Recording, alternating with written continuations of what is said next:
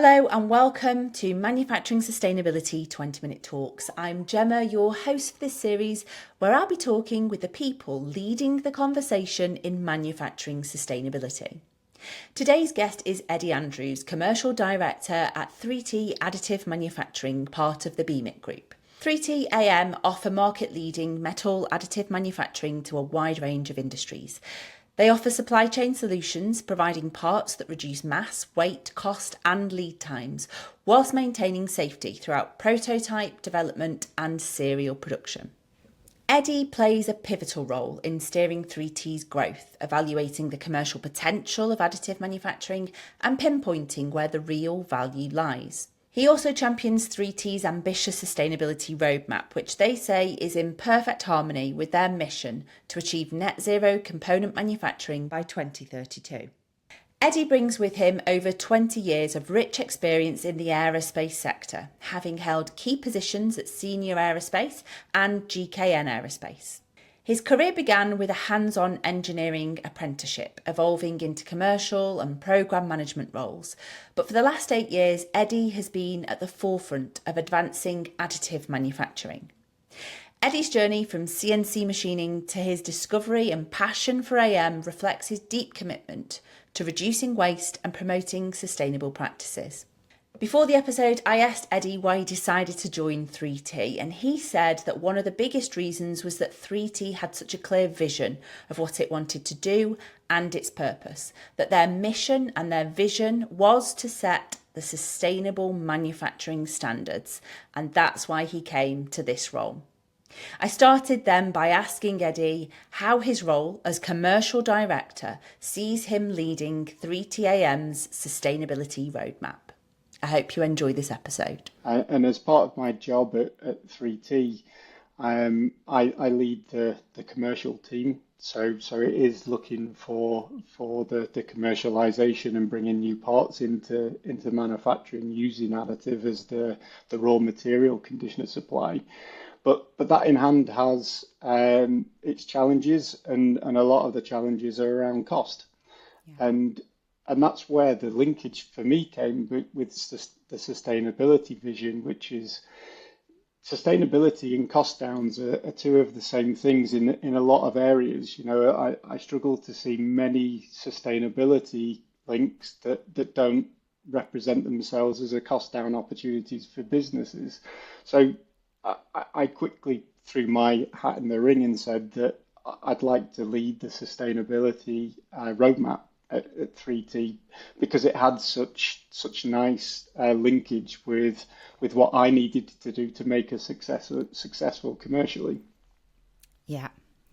And these conversations that I'm having in this podcast series, that commercial and environmental sustainability, like you say, they really are two sides of the same coin. Completely, yeah. So, Eddie, in preparation for this conversation, we talked about the importance of distinguishing between scopes 1, 2 and 3. So I'd like you to talk a bit about that, but really with the importance on measuring baseline CO2 as a place for manufacturers to start. So I think we first need to start off with what is scope 1, 2 and 3, because probably 60-70% of the people we speak to don't really understand what that is. And it's really the clearest way of understanding what net zero by 2050 actually means. So scope 1, 2 and 3 is looking at, firstly, the emissions that you create, your embedded energy of your manufacturing process, and that's scope 1. Scope 2 is about then how do you offset that? How do you reduce your waste, and how do you offset your energy requirements with reusable or reusing the wasted processes? And then scope 3 is the big one. And as a supply chain, it's very much representative of where we need to focus on, which is reducing the emissions of the supply chain, reducing the emissions all the way through to the mining of the materials, all the way through to the delivery of the finished product. That's scopes 3 upstream, but scope 3 downstream then is the product. So if you imagine making an aircraft engine component, you've got to do the scope 3 on making that part as energy efficient and as close to net zero as you can. But then also then what can you do to improve that product to make sure that it's reduced its emissions during its lifetime within that engine component. And I would urge anyone who doesn't really understand it to just Google it. There's lots of different images, some better than others online, and that probably links us through to the amount of jargon online and how to cut through it all. There's lots and lots of different sites on net zero. I would say stick to the government regulated information, and the greenhouse gas protocol is the first place to start, because this is the NATO agreed agenda for net zero by 2050. So that's the way to keep it easier and streamlined, as in where do you need to start in your journey to net zero. But for us, the start of the journey is baselining, like we mentioned. So the importance of baselining your data, understanding where you are. It doesn't really matter at this stage whether you're really efficient or you're wasting lots and lots of energy. But just like any continuous improvement activity, if you don't fix down a process and understand what it's doing today, there's no way that you can look at improving it. And the last thing is, we at 3T are by no means way advanced in our journey. We're just at the start here. The hardest thing is actually where to start, how to start the journey. And I think for us, it's about having that clear vision. We've created 3 pillars at 3T, and that's about internalizing the whole value stream. So that's from receipt of a powder all the way through to finished parts, doing that in one facility and looking at the impact that can have on the traditional logistics view. The second thing is automation. So automating as many processes as we can, and that includes not just automating the actual processes, but automating how we can reuse waste. Because waste energy, you're never going to get rid of that completely, but you can look at ways of reusing that wasted energy particularly. And then the third pillar is digital integration. So our mission is that every part will be net zero by 2032.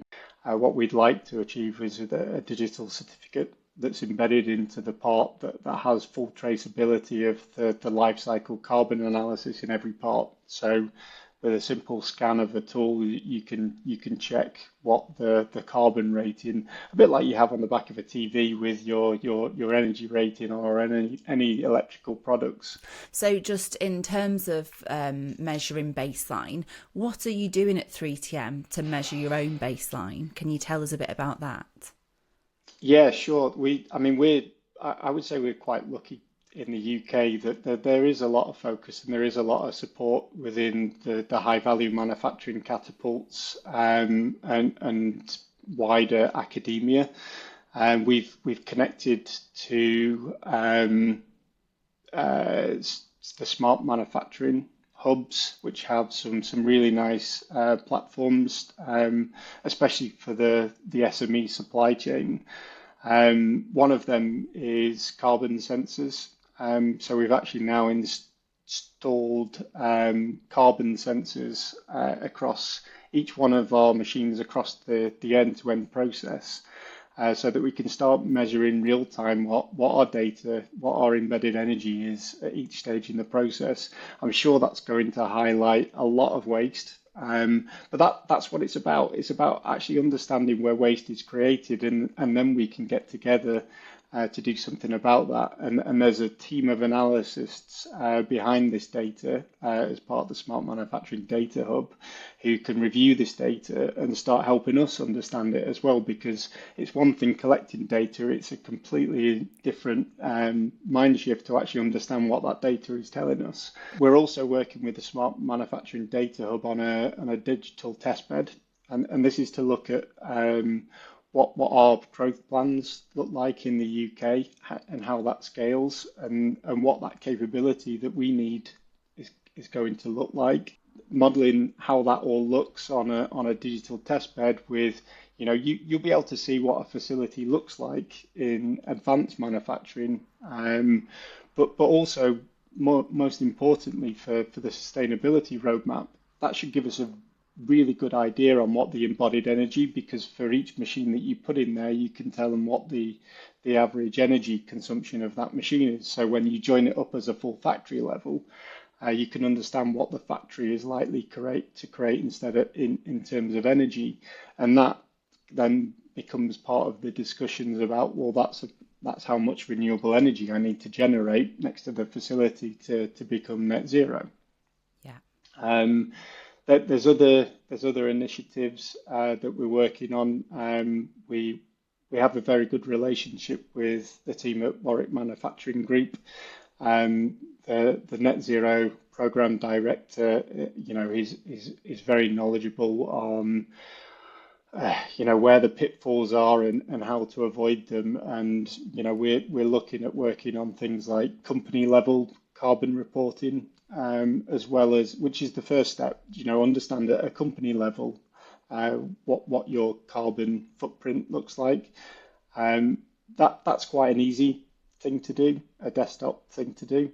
The bit that's harder, but the bit that's more valuable is the part level carbon reporting, and this is the life cycle carbon analysis.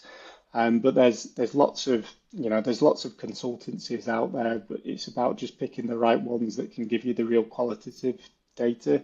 But for us, it's about working that all the way through from the mining stage, all the way through to finished part creation and what the embedded energy throughout that complete cycle looks like. Yeah. Yeah, and it sounds like collaboration really is a big part of the answer here. Sustainability is bigger than any one organisation. Yeah. So it sounds like collaboration is a big part of how manufacturers move forward. Yeah, completely. It's something that we, it is very much in our values. What we're trying to create here is almost a blueprint. We don't see get a route to net zero as something that should be done for competitive advantage. This should be something that is openly shared. We're happy to work with anyone that can contribute to this, because we don't have all the answers here. Yeah. We're still figuring all of this out and what it means and where to invest our time and efforts in. But as a collective, we could accelerate this if we work together as big communities, because we all have the same problem. We all have this challenge of getting to 2050 and being net zero, and it's crazy to think that at the moment we're probably doing a lot in isolation. So I'd like to understand more about the ultimate mission at 3TAM. Can you tell us just a bit about that? Yeah, sure. So quite simply, every part that we deliver by 2032, we want to be net zero, and each part will have that digital certificate to say that it is net zero. And if it's not net zero, what is the carbon rating that's gone into each part? That's our mission. But I also think by then that might even be legislation. So that's not even a nice to have for our customers. That's an essential for our customers, and we're already seeing things like the CBAM legislation coming in that could dictate that happening even earlier, especially within the EU, which has got a January 2027 timeline for reporting carbon life cycle analysis at part level. So it's coming, and again, this is the reason to your point before about collaboration, openly sharing how we get in there and what the blueprint looks like.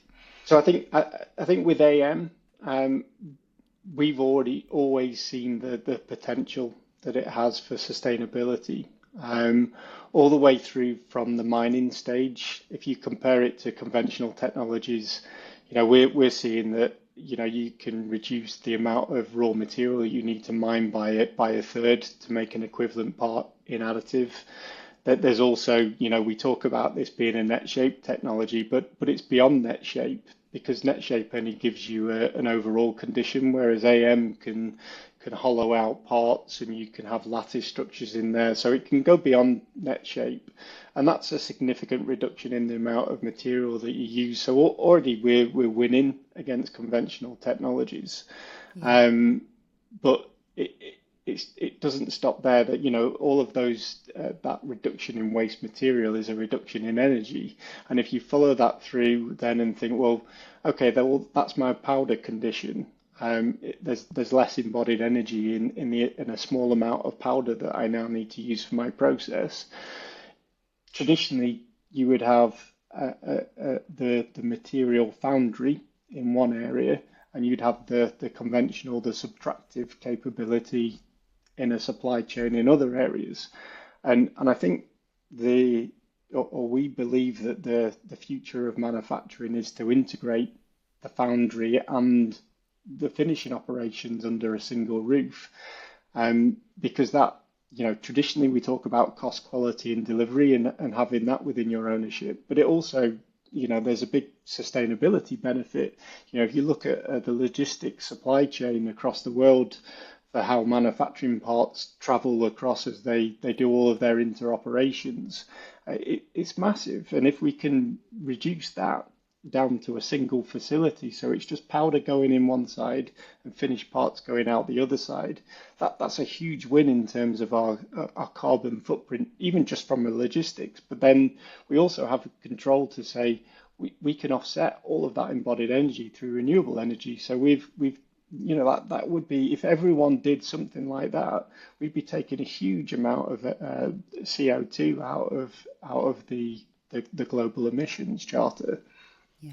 And that comes down to then, well, how do facilities need to operate in the future? Traditionally, we've always had this, one big facility in low-cost regions, and they would distribute parts all over the world. Again, a logistics footprint, and there is a foundry somewhere else in the world that supplies the raw material. We believe that advanced manufacturing, and we have to differentiate. Advanced manufacturing is the whole thing. Additive manufacturing is just the part that sits at the start of that process that creates the raw material. Advanced manufacturing is then joining that up with the finishing manufacturing technologies to create finished parts, and having that whole advanced manufacturing capability under one roof in a very agile system that says I can pretty much do whatever part I want within a certain size boundary. You put that capability next to the end user or a cluster of end users, and you've completely wiped out your logistics footprint of your supply chain. And I think manufacturing, the trend will be green shoring. So we talked a lot in the last 50 years about offshoring, and I think we are moving towards green shoring, which is in region supply chains that are next to the end user. And I think when you just look at what these facilities are going to be, I talked about advanced manufacturing, and we've heard the term Industry 4.0 bolted around for a long time now, but true Industry 4.0 is that digital integration, it's that automation, it's highly effective, highly efficient factories that have real-time data going through them. That give us that view, that real-time view on our businesses that are really going to drive the efficiency and the agility of where the supply chain needs to be in the future. Yeah. So thinking about the future then, Eddie, I'd like to know what you see as the mid to long-term enablers for sustainability in manufacturing. First of all, we need to look at standardization of how it's reported, both company level and the part level carbon reporting. Even speaking to the professionals who are out there doing this in the industry, there doesn't seem to be much parity. It's down to human factors to fill it something in, and it's very difficult for third parties to come in and argue differently. There's too many factors factors out there that, boundary conditions for this to be wildly inaccurate data. And that's dangerous, especially when we're talking about, well, we need to establish baselines, and we need to put legislation in place, potentially taxation coming in, and it needs to be fair, and it needs to be conclusive of all manufacturing technologies. So there's a lot of work to do on just standardizing the ways that we capture this in the first place. The second thing to do is looking at capturing the life cycle carbon analysis across all of the different manufacturing processes, really understanding that from material mining, material creation, all the way through to the finishing processes that need to happen before the parts are delivered to their final destination. Going through and just mapping different parts in different processes and understanding and getting as much data collectively that would be a huge program to get a collective collaboration program running to collect the data, really meaningful data on there. But again, you can't do that until you've created the standards. Yeah. I think longer term, we're very restricted today in whether people who love designing for additive, and people that just don't want to touch additive because they don't understand it, and that's a very fair response to where the technology is now. We need to look at things like machine learning as an enabler for this. So if you take what I've just said about collecting real-time carbon life cycle data across all different types of manufacturing technologies, can we automate that using machine learning, all of that knowledge, all of that data into the way that parts are designed? Because if we can capture in the design process, which is the first process that starts driving sustainability, if we can drive that in right at the product design, that's the way to really change the dial long term, is by actually now inserting a fourth dimension to the way that parts are designed, not just for cost, lead time, or quality, but for sustainability factors, understanding which materials drive certain energies, which manufacturing processes drive higher or lower embodied carbon. And if you can automate that within software, I think we can drive in and drive out the human nature of decision making, and automate that to give us much more valuable more valuable products and manufacturing data. Eddie, thanks so much for taking the time to come and speak with me today. I really appreciate it, and this has been 20 Minute Talks. Thanks, Gemma.